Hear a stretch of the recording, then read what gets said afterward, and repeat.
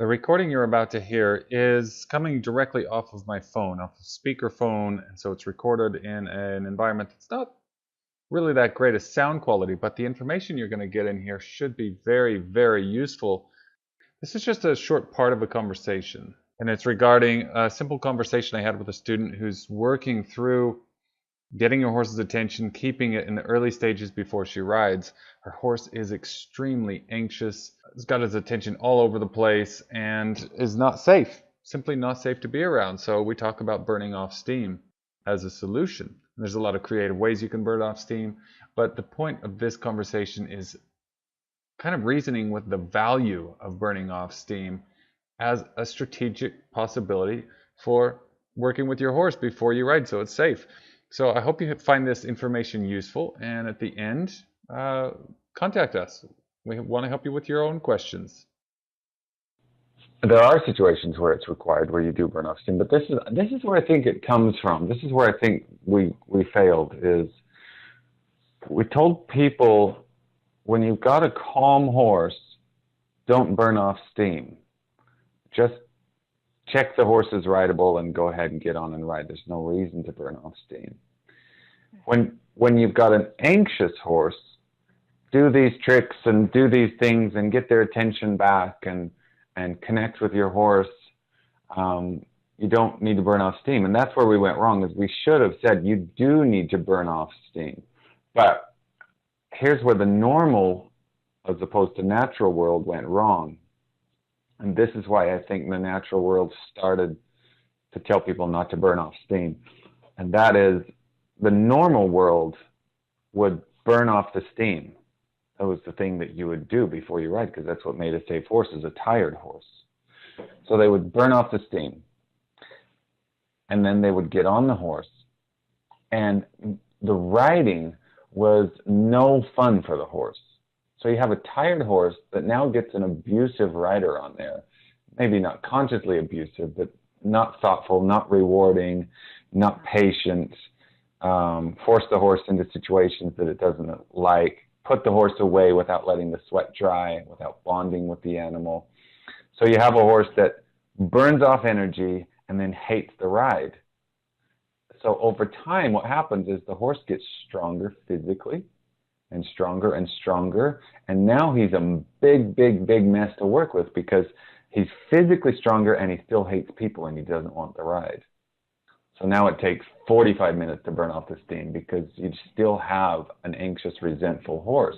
That's where the normal world went wrong, is not in the burning off steam. That was a good idea. The normal world went wrong in not making it better in the riding situation. So what I would encourage you to do is say, go ahead and burn off the steam. Go do 50 laps of canter if that's what it takes, until his lungs are heaving and he's saying, I want to rest. And then get on and bond with him and do little tiny easy tasks and make the riding so simple and so rewarding that he thinks, you know what, I'd rather have you on my back than be on the ground working my tail off. And that's what makes the natural world so successful. If you get the concept of what I'm talking about, is that you burn off steam, make the ride fun, rewarding, and bonding, versus burn off steam and then make the ride horrible.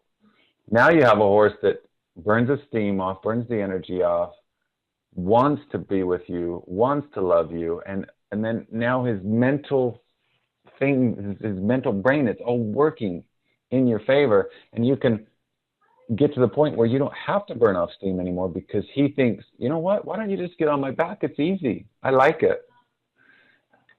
And then at that point, you can start to develop more and more challenging tasks, and cantering and jumping jumps and riding through courses and dressage courses.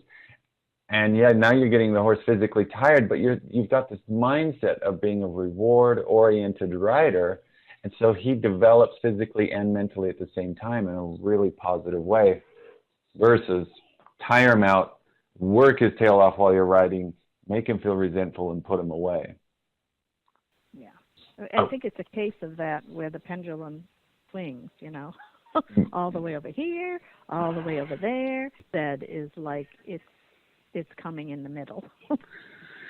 Yeah, it's totally got to come in the middle because I think the natural industry, like I said earlier, just kind of screwed it up. They threw the baby out with the bathwater. They said it's not, you shouldn't need to burn off steam, and they mislabeled it. They said they should have said, if you need to burn off steam, go for it. But make sure that after you do, that everything beyond that point is rewarding and fun and bonding for your horse, so that he connects with you and he doesn't ever resent you, and he loves you, and he loves you while he's in a really positive emotional state. When he's exhausted, yes, physically, but mentally he's focused and he's with you and he's attentive. And he learns that you love him and you bond with him in that state. Man, that would be the perfect scenario. It's okay to burn off steam. You got an anxious horse, take all that anxiety out. The only real physical hazard in burning off steam, there is a physical hazard, and that's repetitive stress injuries, where you circle to the left for too long and he starts to develop an injury in his left front foreleg somehow. So it is important to change directions and add a little bit of variety into that big, exhausting, sweaty workout so that he doesn't injure himself. So I hope you found some of this information useful for you on your journey with your horse. What I want to do now is invite you to join us with your own questions. Send us an email at 123@masteryhorsemanship.com, or give us a call, 406-360-1390. That's 406-360-1390, and we'll help answer your questions. We'll help get you on the path to success with your horse.